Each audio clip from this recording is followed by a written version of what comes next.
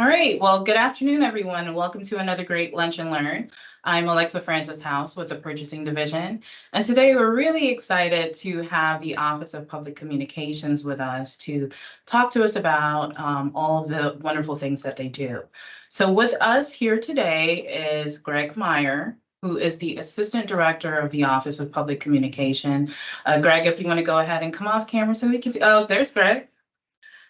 And just to give you a little background about Greg Meyer, he is, as I said, the Assistant Director with the Office of Public Communications. He previously served as the Public Information Officer for the Fort Lauderdale-Hollywood International Airport, as well as the county's General Aviation Airport, North Perry. He held that position from 2006 until 2020 when he was promoted to his current position. Before Greg's current role, he served as the Public Relations Manager for Peachtree Settlement Funding in Boca from 2005 through June of 2006. He managed the company's media relations campaign leading up to Peachtree's highly successful initial public offering. In 2001, Greg was recruited to serve as a Public Information Officer for the city of West Palm Beach. And there he managed all external communications for the city, as well as the day-to-day operations of the city's public television channel, TV18. While working directly for the city manager and the mayor, Gregory helped city leaders communicate their initiatives and accomplishments to the community and the media. And during his tenure in West Palm Beach, he handled crisis communications for high-profile events, including several hurricanes in 2004, which left more than 100,000 citizens without electricity for more than 2 weeks.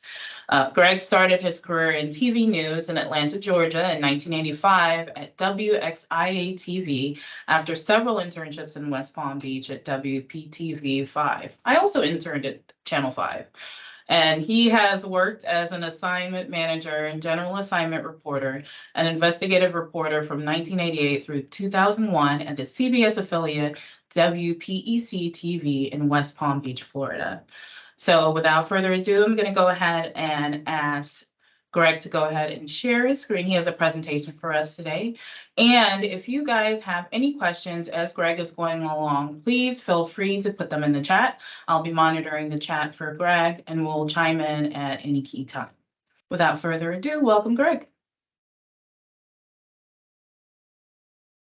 Hold on a second, Greg. I'm not hearing you. Your mute may be on.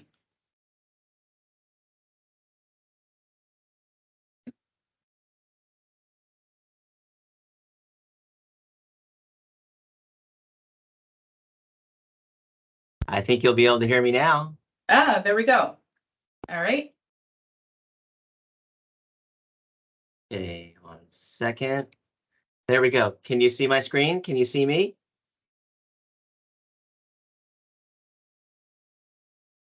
Hello? We can see you, not your screen as yet. Yes. Okay. How about now? No presentation as yet. Well, Alexa? I believe you also sent me a copy of the presentation, so if you want, I can click for you. If you'd like to. I don't know why we did this just 10 minutes ago. I'm at display settings. Yeah. Did you click share on the Teams? Yeah. Let's go back.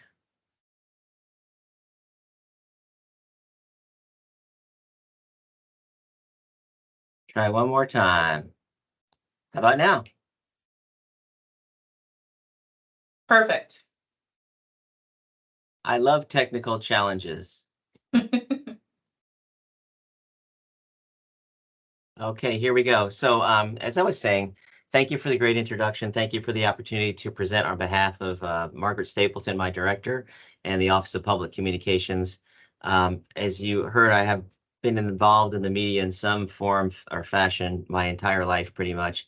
I think my first internship, I was 15 years old. So my passion has always been about media relations, communications, and somehow, some way it brought me to Broward County.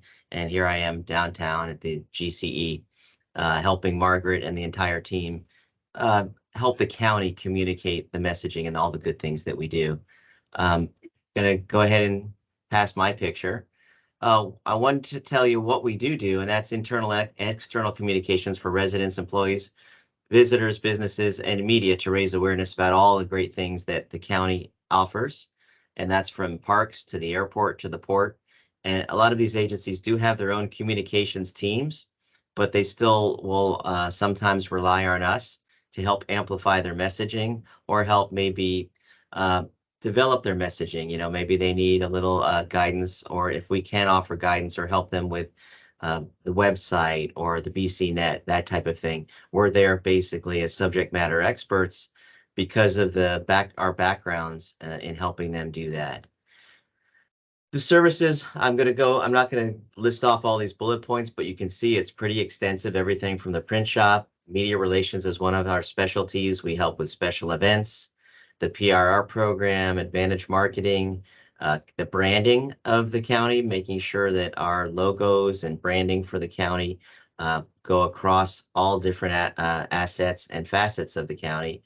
And we also are activated as ESF 14 during the event of an emergency. For example, a hurricane coming our way, or the flood of April 14th this past year.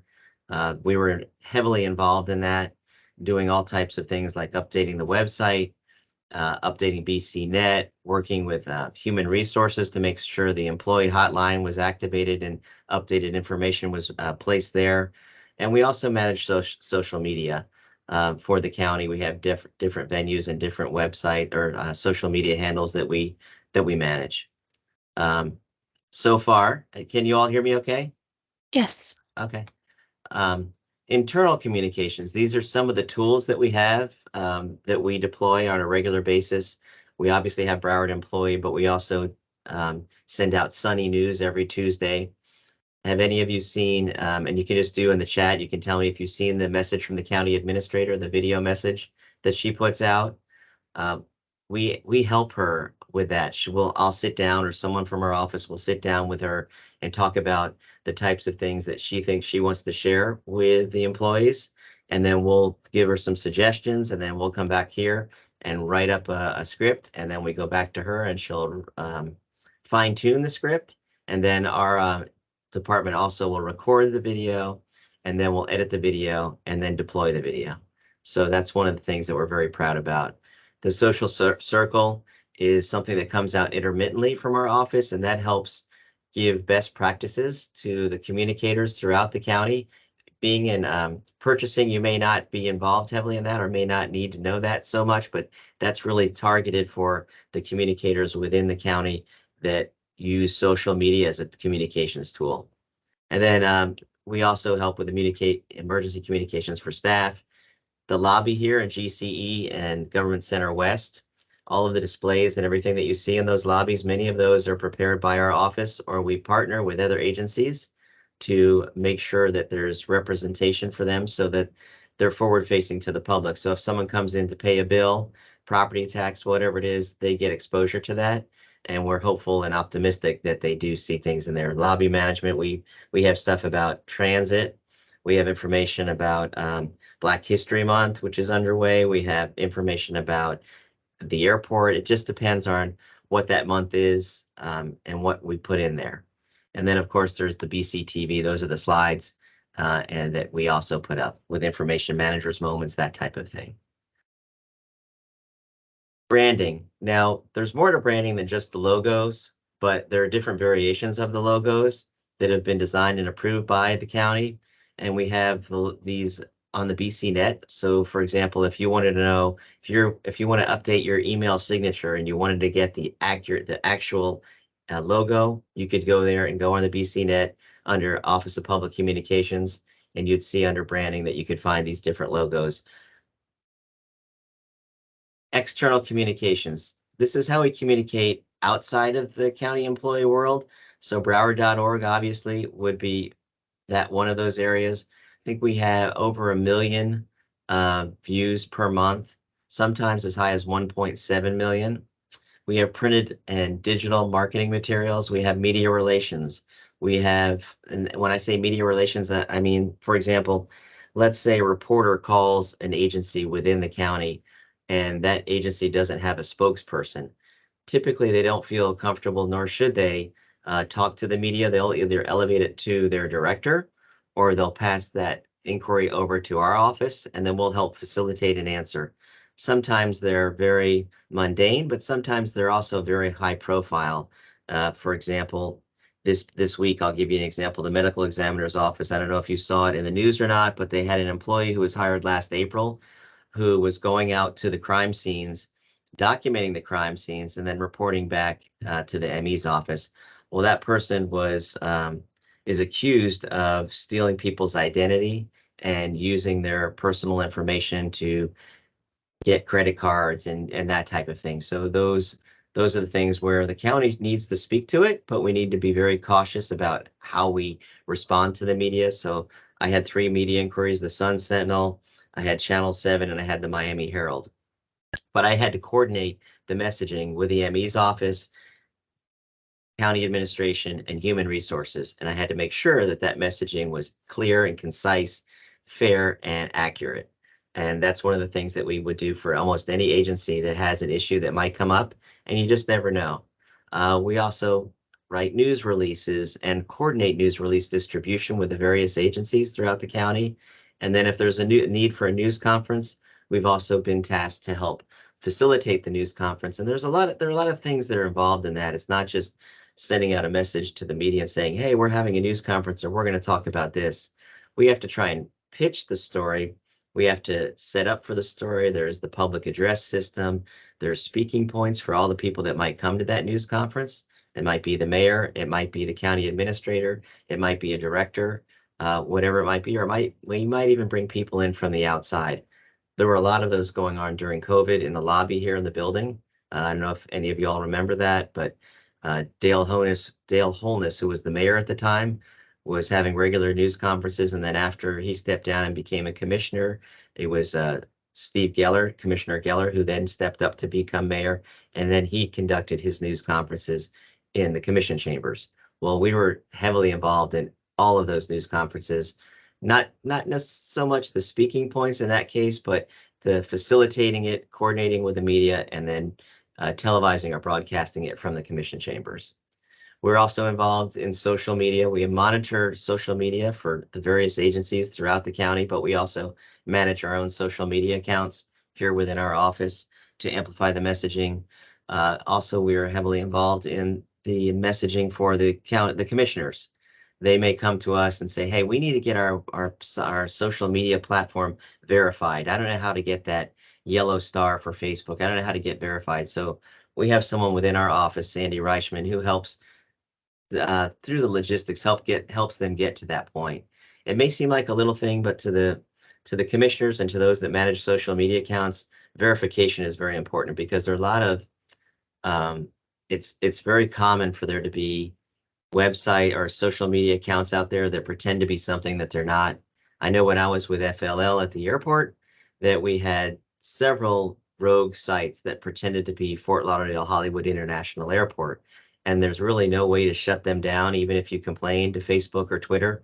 But there is a way to elevate your site so you get it verified. And it's a lengthy process, but it's a good one. We also have the Broward Life newsletter for residents that goes out on a monthly basis. Sorry about that. And then we have the Bridges newsletter, and as I mentioned before, BCTV, which is also public facing, and then special events. Am I going too fast, or does anyone have any questions at this point? Because I know I'm giving you a lot of information. Well, this is a question for me. What are the county's social media handles on the various platforms, and what kinds of things can we find there? Well, there are a lot of them. I think the best way to do that, because there's so many, is to send you the list of them and then share that with you, and then you can share it with those people that are on this line, if that's okay. Okay.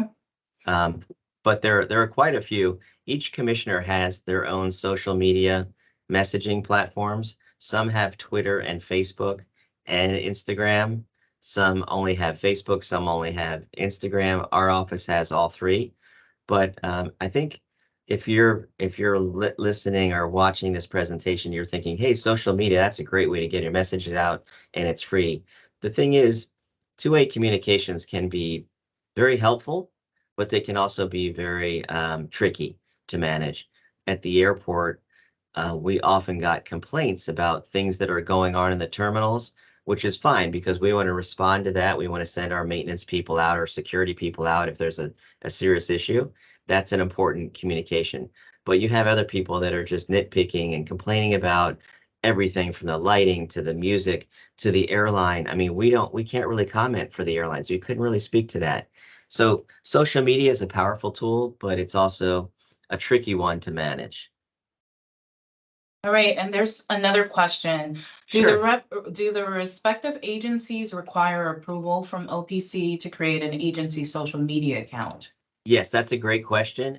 And the answer is yes, absolutely. You have to have a justification for it. It then comes to our office. There's a form you can actually fill out, and that's also on the BCNet, or I can provide that to you if you just reach out to me after this. And yes, there's a form that you fill out, comes to us. We ask some specific questions, and then we make a recommendation to county administration, and they'll say yes or no. We think this is valid, or we don't think that's a great idea. But for the most part, agencies will get a social media approval if they have a justification, number one. And number two, do you have the manpower or horsepower behind that to be able to manage that tool? Do you have someone, if once you open that up, you have to keep the dialogue going. It can't just be every 3 or 4 days, I'm going to put out a message. It has to be, I have something of value to share, and here's how we do it. And then we want to have that two-way communication. You want the feedback. It's great for parks. It's great for Port Everglades. It's great for the airport. It's great for the Convention and Visitors Bureau, Greater Fort Lauderdale. They all have a good venue and a good volume of information that they need to put out about airlines and about new services and new restaurants or happenings around town. For example, Parks has all kinds of events at the various parks. It's funny, they originally started where they wanted their own social media account for each park. And then they realized they didn't have the manpower to do that. So they dialed it back and they realized, hey, let's just keep our website updated and let's have 1 or 2 social media accounts that speak to all the parks and then direct people back to the website for information on those specific parks. Because each park does have their own web page, but they don't have their own social media account. Did I answer that question? Yes, absolutely. Okay. All And right. then there was a follow-up question. Sure. What have you had an instance where an agency wasn't aware of the approval process and then you guys found out they had an account created without approval? What happens then? So the answer is yes, we definitely do. We do a survey and we go out there and actually on a daily basis search and see what agencies have what platforms, and we have a master list. And many of them were running and were operating social media accounts that weren't approved. And not only were they not approved, some of them were inactive, in some cases for over a year. And then when we reached out to the agency to find out why is your account inactive? Well, that person left and we don't no longer have anyone that can manage it. Okay, well, do you know how to go in and shut down the account? Well, no, they left with their passwords. So these are the types of things that we've encountered countywide. We've dialed it in now, and I think we have a pretty good handle on all the accounts that are out there. But again, you could create an account overnight. But for the most part, we know every agency, what accounts they have and which ones have the approvals. If you're asking what are the repercussions of having an account that isn't approved? Well, if you're not managing it properly, we're not going to retroactively give you the approval. You'll have to go ahead and go for the application and then go forward. But it's not a good thing to go ahead and open an account without getting our blessing. And we can help you understand some of the ramifications associated with having a social media account. It's not for everybody. It's not one size fits all. There might be a certain platform that might be better suited for you, and we can help you understand that and guide you through that. Okay, and then there is an acknowledgement from one of our senior purchasing managers. Shout out to OPC on their help with purchasing's rollout of vendor registration to BPro Bonfire for spring 2024 launch of that application or electronic bidding system. So Christine wanted to acknowledge you guys for your efforts towards BPro. Thank you very much. I know that was an accelerated process, and I think that was initiated by a commissioner that then came to you all and came to us. And I know Margaret was heavily involved in that, and our team was involved in that. But thank you very much. See, that's the type of thing. You never know exactly what area we're going to be drawn into. But if we have subject matter experts here, we want to try and help those various agencies, and purchasing is one of them. And it's a reciprocal thing. We need you all just as much as you need us. So I think it's important to develop those relationships and to respond to emails and answer phone calls, even if it's something you think, oh, that's really not in my area of expertise. I think we can still help get there together. So thank you. All right, thank you, Greg. I see a few more questions, but I'm gonna address those as you get a little further along, if that's okay. And I may address those questions unless we've already gone past that area, but I may come across that again in the presentation. Let's go ahead and see. But I'm here all day for you all, and I know we want to do this in 30 minutes or less, but we have a lot to talk about, but not too many slides. I'm not going to kill you by PowerPoint. So let's see. All right. The next one is web standards and design. So a lot of you probably won't get intimately involved in website design or information, but I think it is important to share with you that our staff, our web team, designers recently came up with 2 new templates, which you can see on the right side. You see the 0, 1, 2, 3, 4, 5, 6. Those are like little boxes, little web parts, little compartments where you can put your messaging. And so depending on how much content you have, you may choose option number 1 on the left or option number 2 on the right. Or if you're like the airport, you may say, well, neither one of those work for me. We want to do a blending of 1 and 2. And that's where our subject matter experts come in and can say they'll sit down and have a meeting with the agency and say, okay, tell us what it is that you think needs to be on the home page there and why you need to do that. Because we often have to remind agencies that 80%, up to 80% of people out there use their phones to access websites and information. So while you might want to put all this information and start off with videos and this and that and all the flash and all the pizzazz, it may not be the best practice for you because people are not going to be able to load up that site on their phone as quickly, and there'll be too much clutter on the phone. So you want to figure out what's going to be best. What's the most important thing? You know, for purchasing, it might be one thing. For parks, it might be the Renaissance Festival coming up this weekend. They want to promote that, so they'll put that on their homepage. But they need a little section, a little area where they need to do that.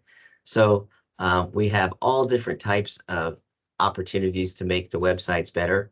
And we're here to do that. And I'll tell you how you can make that happen for your agency in a minute or two here. Any questions about websites? I don't want to get too heavily into it because it's really for those guys, but I can help on the periphery here. Website accessibility. Now, this is really important. Website accessibility has to be ADA compliant, and ADA compliant can mean the size of the font, the contrast, the color of the font. It could be a variety of things, but it has to be ADA compliant. That's the law. And then there's 3WC, which is World Wide Web Standards. Their best practices on ways to present things on a website. A lot of thought goes into this, into a website and a website design, and not just for us, but other agencies. It can be very very difficult to dig down through all of this stuff, but it's also very important. And if we don't do it right, you can actually get sued by people for saying that you're a government entity and you're not presenting this that in a way that's ADA compliant. My client can't access your website and they need information, and that's not right. So we have to make sure that we're ADA compliant with everything that we do on the website or websites, and we have to help oversee the agencies to make sure they're doing it right too. So these things, that color contrast, all of that is critical to people that have difficulty seeing. Also, if, for example, if you're ever on a website and you hover your mouse over a picture, it has to have a description of that picture. In other words, you have to say like ocean with sunrise, something like that, just a brief description. That's something that's required, and we have to make sure that we do that and that the agencies do that. One of the things that we're responsible for. Here's another area. This is printed and digital marketing materials. Now, had we been in person, I would have shown you all in person, but since we're not, I'm going to hold this up. Can you see this at your service booklet? For example, not only do we help create the content for the at your service booklet, but our print shop prints this booklet and then distributes it to the community and to our commissioners to then give to their constituents. We do name tags for outside the doors. Can you see that all right? Yes.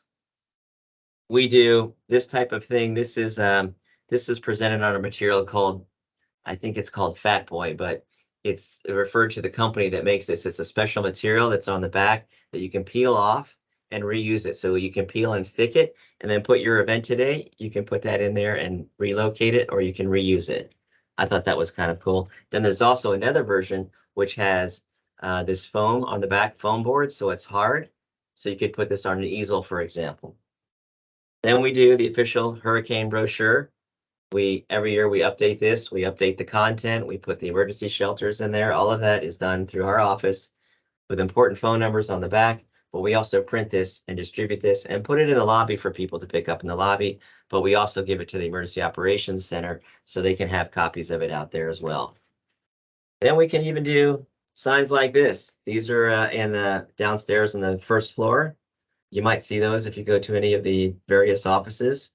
If That's you for can the hold public. it a little closer to the camera because it's Sure. fading into your background. Can you see that? No.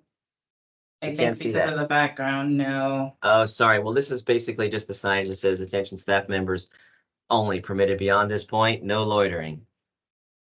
And then we also had produced these that go on the side of a car. Can you see that one? Yes. So this is something that some agencies like the property, let's see, this is the office, property appraisers. Yes, the property appraiser's office takes these and they put them on the side of their car. So if they're using a vehicle that's unmarked or they're using their personal vehicle, they might want one of these to put on each side of the car so that when they show up somewhere, someone knows that they're on official Broward County business. So those are just some of the things. I brought this as collateral just to show you. I thought it was more visual than showing you what's on the screen right now, but there's the save the date. We do those. The Broward County Water Reuse Pipeline, 16 million gallons a day. There was a big event that we had last year. And the reason you see purple, that's kind of a subtle hint there, but the pipes actually have a purple stripe on them. And so we went with purple and we did the ribbon cutting. The ribbon was purple to match up with that, to all subliminally tell you that that's associated with that project. And that was a project that we worked on for probably a month with Public Works. And I think that, let's see, so we talked about flyers, brochures, banners, invites, and lobby displays. Then we have, the print shop, which I mentioned. They have a large variety of those things that I just showed you, the collateral. There are also brochures, posters. We also do the business cards. All the county business cards are done through our shop. And again, it has to be done through a print shop work order. I can talk about that later, or you can reach out to me and I can help you with that if you don't know. And then you have to put the cost box on items if you have 50 plus items. So if you present or prepare a brochure through our office, there has to be a cost box on the very bottom of that flyer or the brochure. It has to be on the back. And that just helps make sure that the public knows what the cost was. You're using taxpayer dollars to produce this collateral. The public has a right to know, and we're required to make sure that the public knows what that particular item cost. Okay, so I think our next one. Hold on. So media inquiries, I talked a little about that earlier. That's one of my areas of expertise because I spent pretty much my whole career working in a newsroom or working as a public information officer, either for the city of West Palm or here at the airport. But we actually have two other PIOs, public information officers, and a senior PIO. Then we have a program project coordinator in here that all deal with the media on different levels. If it's just a mundane question, then we can have a regular PIO or program project coordinator respond to them. If it's something that they just need help finding something that might be available on the website. But if it's more high level, like the one I mentioned about the medical examiner's office, or during the April flooding, we had a lot of communications to the media about what the county was doing. We had recently the cracking of the concrete beams on top of the courthouse. I don't know if you all remember any of that, but that was very high profile.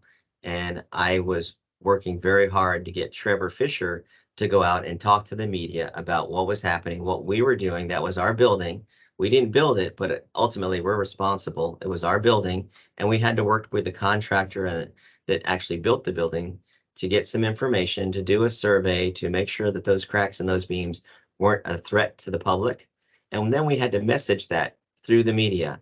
And so we did a lot of that. We were, Trevor and I were working on a nightly basis up until about 9 o'clock every night for about 2.5, 3 weeks with daily updates to the Board of County Commissioners. So he would collect the information from his staff, then he would write something up. Then I would proofread it and I would tweak things a little bit. Then it would go to county administration for their final blessing. Then it would come back to us for a review to make sure everything was still accurate. Then it would go out from Trevor out to the commissioners. So that's where we would handle, help with the media inquiries, but the media inquiries also help with the communication to the board, because you want to make sure the commissioners know about what's happening on a high level sensitive issues. They need to know what's happening. They do not need to get their information just from the media. They need to hear it from the county internally first. We talk about television, radio, social media. We weren't really doing much social media on any of those high profile cases, but we were putting information out through the print, the newspaper reporters, television and radio reporters. And then information we update on the websites, but not so much about breaking news or anything that's of a sensitive nature. Any questions there? Yeah, I have a few here in the chat. I knew there would be a few. Is there any specific employee-related media training or responses, if ever contacted by the media? So is there training for employees on what to do? So we do training for the directors. Typically, an employee, let's say someone that's answering the phones or working the front desk or whatever, if they ever get a media inquiry, they should really go to their supervisor or their director to let them handle it. It's if you get a public records request, which I'm going to get into in just a minute, that's a different beast. But media inquiries really should be handled by someone at a director level or above. Or if your director's not around, you can always reach out to us. For example, with the ME example that I gave earlier, they reached out to our office because they don't really have anyone, a spokesperson that's equipped to talk to the media about something that involves, it's an HR issue. There's a sensitivity about what was happening, where it was happening, how it was happening. There was a police investigation involved. So you have to be very careful. So the short answer is no, not for the general employee. It's really, we do it more for the directors and above and do it that way. So I would say if you're not experienced with talking with the media and you're not a director, you probably shouldn't be talking to the media. And they're okay with you saying, hey, I'm not the person you need to talk to. I'm not the spokesperson for this agency. I can get you that information, or give me your name and number and I'll get someone to get back in touch with you. But you have to make sure that someone does reach out in a timely manner to get back to that reporter. Because if you don't talk to them, they're going to run their story with or without your help. So you can help facilitate that to make sure the county is fairly represented by the right person in a timely fashion. That's the best thing I can say about that. Okay. Is there some recommended Broward County picture or logo to use as a background when in live online meetings, or as a background on Outlook profile pictures? So is there like a standard? There is not a standard. No, there is not. There is a standard for signatures, but not for the outline for your photos. If you have your image up there, I think everyone pretty much puts an image on there. I would caution you to put a professional looking one, or one that, inspires confidence or friendliness, but, not you with your dog or your cat or your cats, or you and your spouse or your significant other. I think that it needs to be professional. remember, you're working for the government and you have to have your best face on at all times and look the best. Okay. Any other Uh, questions? Well, will one of the county logos work as a background? So, that's a nice question. I don't think so.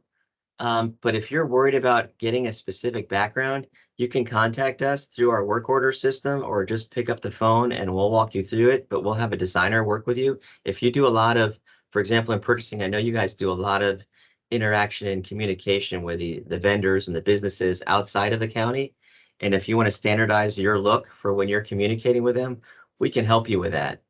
We can help you with the right dimensions, the right look, the right quality, the resolution, all of that stuff. Because if you're not equipped with the right tools like Photoshop to do that, it may not look as good as it should or as you can possibly make it. But we have people here. There's a whole half the room up here is our designers that do things like that for the website and for the collateral that I mentioned earlier for the posters and flyers and everything else.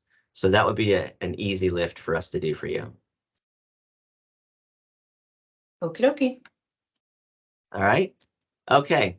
News releases and news conferences. I'm not going to get too heavily into this with you all because it doesn't seem like this audience is that dialed into that or would need to be. But just for situational awareness, this is something that we help with distributing news releases. There are only a few agencies that have the authorization from county administration and from our office to deploy their own news releases without coming through us first or without us actually deploying them for them. For example, the airport, parks, the port, CVB, Convention and Visitors Bureau, they all have their own teams of people that prepare their own news releases and use the news release deployment system on their own. Other agencies that don't do this on a regular basis or that don't have dedicated staff for communicating, they would come through our office. They could put in a work order, give us the information that they need to relay, and we'll actually help draft the news release. If they don't have the skill set, we'll help them with that. If they're having a special event, maybe it would be a media advisory to tell the media about it, but we can help those agencies that don't do this on a regular basis. Public Works, for example, they might have one or two events a year, but they don't have the team or the staff to do that. So they come to us for our help, and we're glad to provide it. And again, news conferences would be done for announcing major county decisions or to respond to a high priority issue, such as COVID. You know, the COVID pandemic, we were involved with a lot of those news conferences and the messaging. And if there's a question about whether or not to have a news conference or whether or not a news release should come out, feel free to have your director contact us directly, and we'll give you our opinion on what we think best practices are, and then we'll help facilitate that through county administration as well. We're really like a pipeline or a conduit or a connection to county admin. We work with them on a daily basis, and so we can help get questions answered pretty quickly. And also, they have the institutional knowledge about, well, you may not want to do that because we're negotiating with these people right now, and that might not be, the timing might not be great for that right now.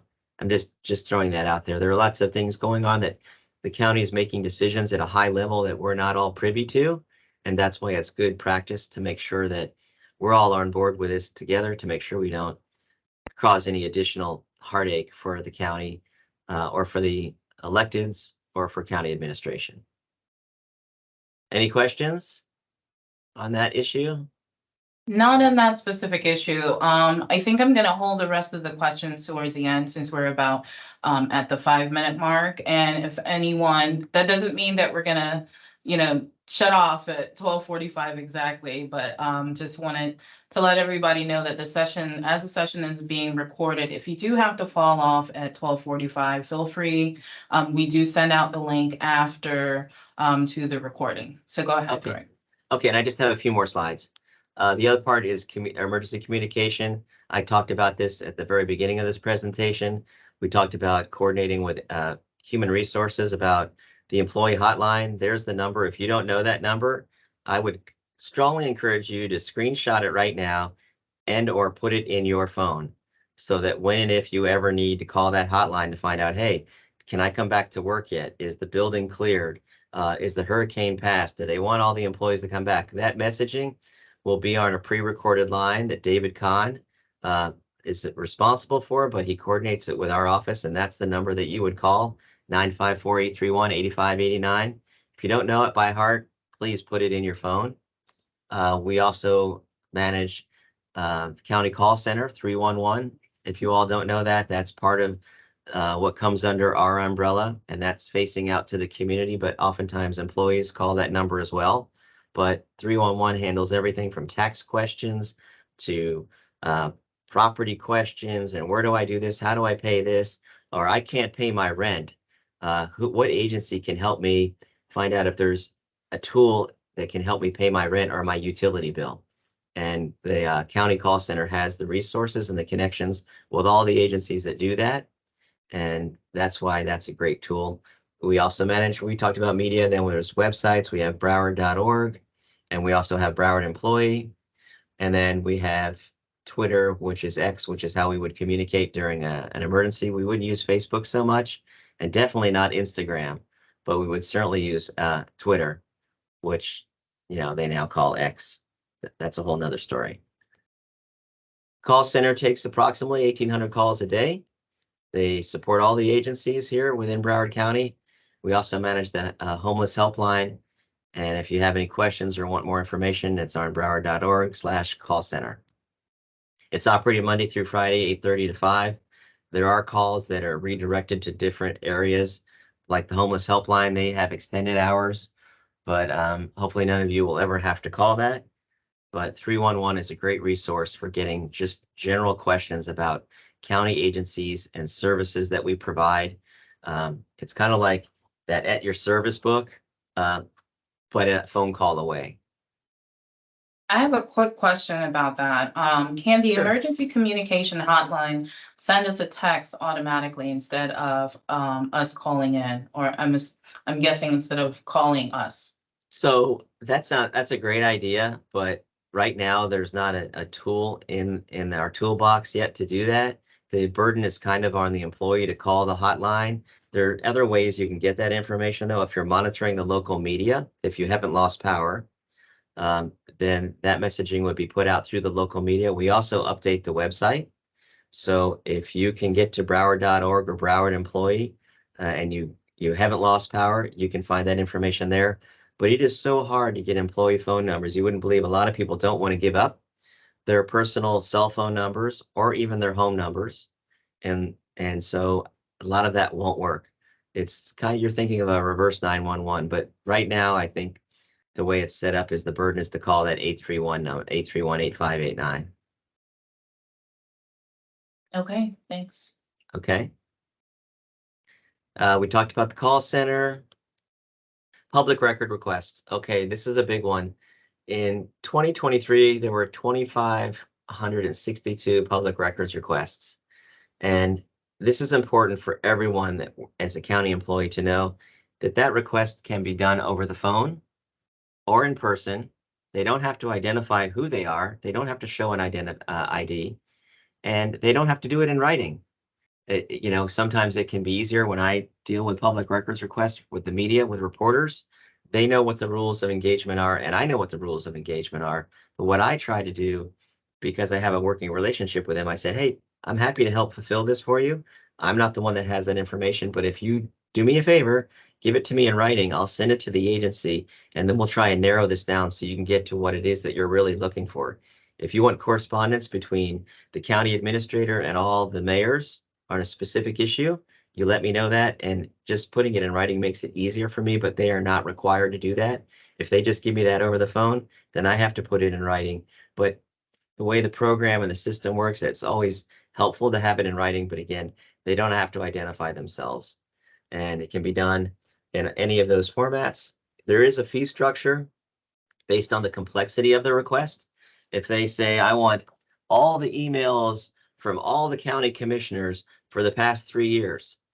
So that's going to be expensive. We have to work with ETS. That all has to be extracted, and then all the personal emails have to be redacted. So there could be, a multi-$1,000 public records request that's being made. So an estimate is given on the front end to make sure that, if that's really what you want, we'll provide it. That's the law.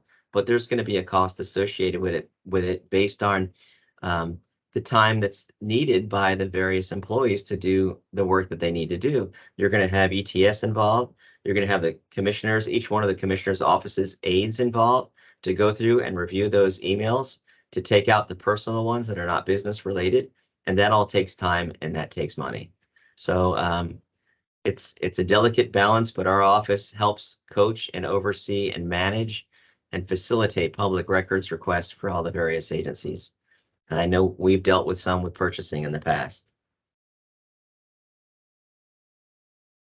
OPC, as I said, administers the countywide program. Each agency has their own PRR coordinator. They must be entered into the countywide system. Currently, it's called Sharewell. That's Sharewell with a C. But we've acquired a new system that we're going to be rolling out here in the near future. Probably be a couple more months, but it's going to be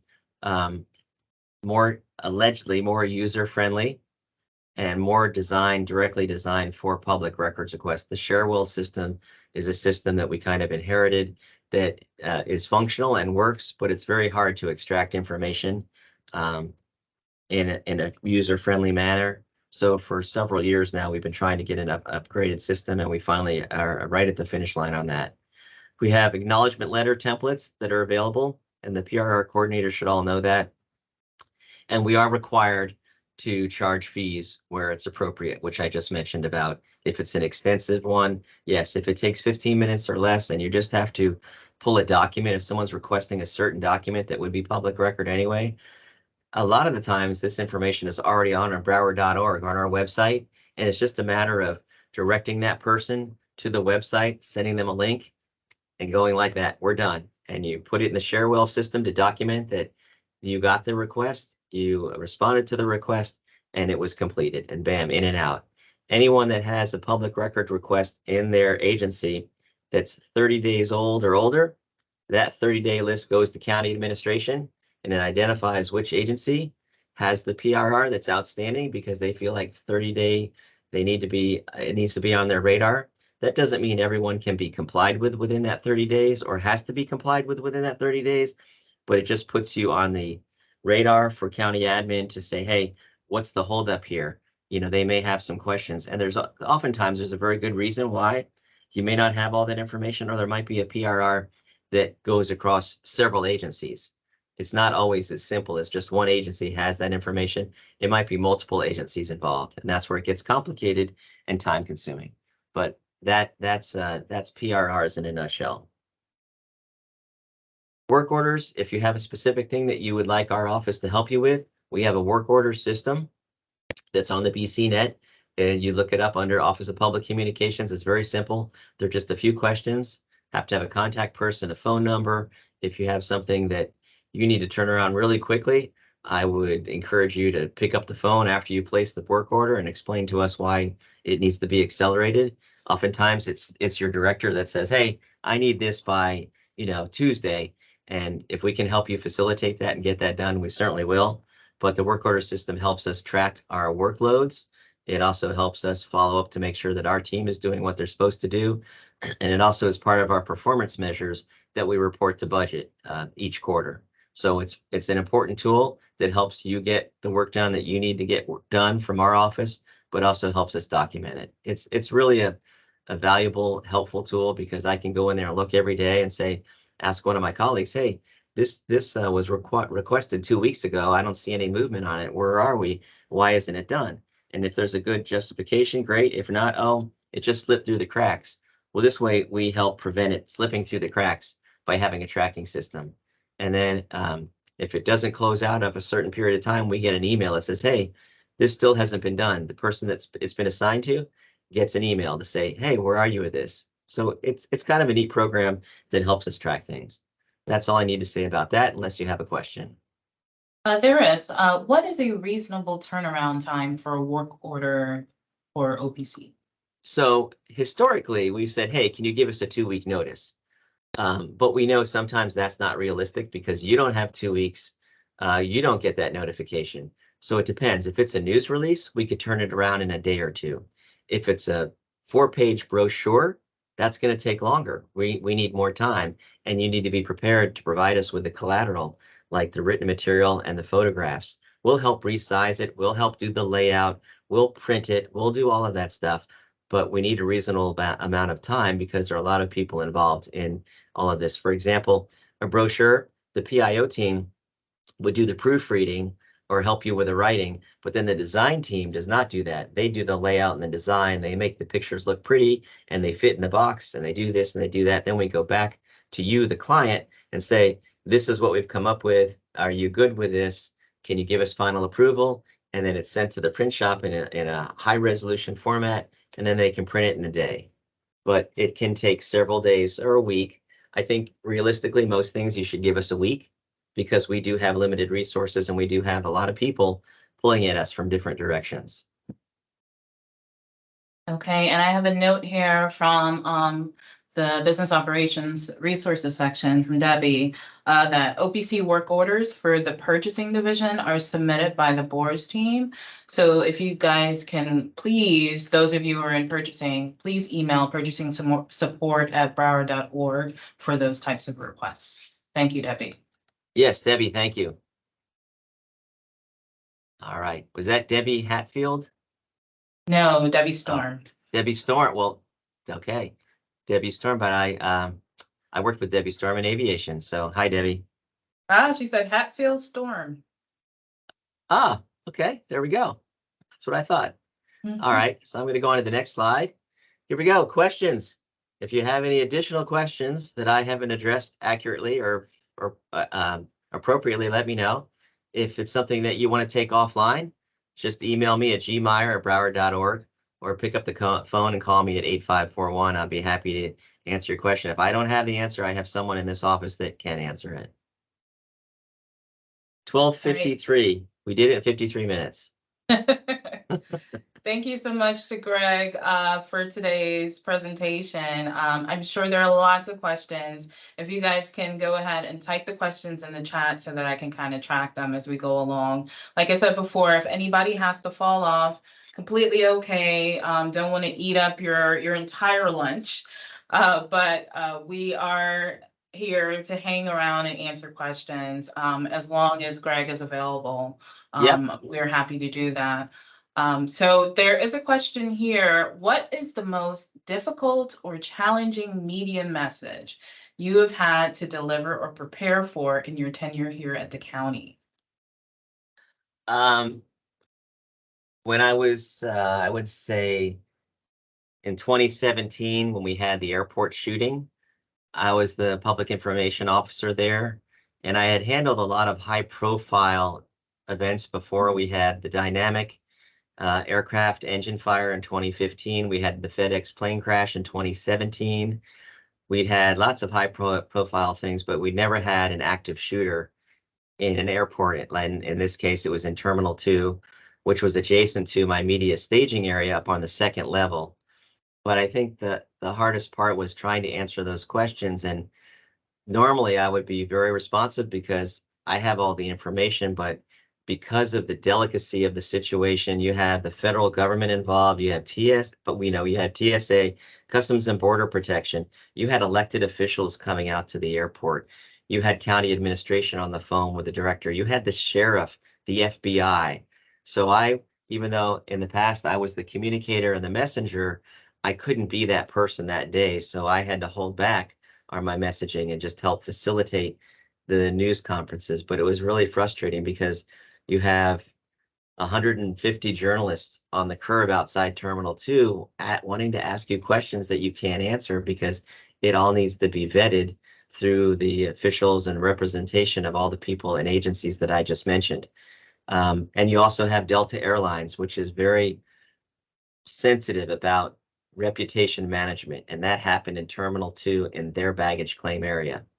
So the answer to your question is I think that was the most challenging for me, and it wasn't a one-day one and done. That active shooter event went on and affected the aviation department for months because we had people running throughout the terminals and leaving all their belongings behind. The luggage, the phones, everything was just dropped and left behind, and they scattered throughout the entire airport, out on the tarmac, out on the taxiways. They were running across the airfield. So we had to help facilitate reuniting all those people with all their things.